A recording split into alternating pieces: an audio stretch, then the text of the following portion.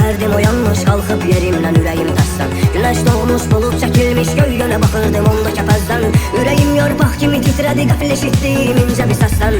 Uzaqdan yarım səsiymiş, bilsəm yanında mən də olardım. Nə bilərdim onu mən yanında görsəm inanardım.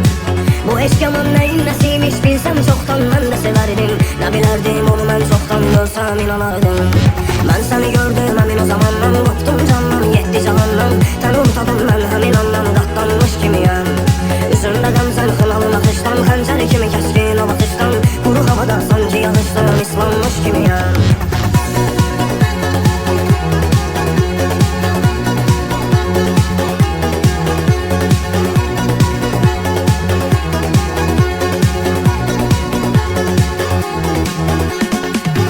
Görməz eşqinə düşsəm, dünya dolanıb üstümə gəlsən. Sana dönürəm sevgili yarım, baxıram güzgüyə, güzgü də sənsən. Səni görəndə nur olur hər yer, sancır qəlbimin üstünə dənsə. Bir gözəllik dərdinə düşdüm, yandım qaldım şam kimi dərddən. Düz yolumla gedirdim, eşqin qartır məni xətdən.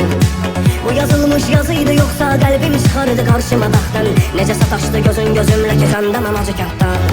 Mən səni gördüm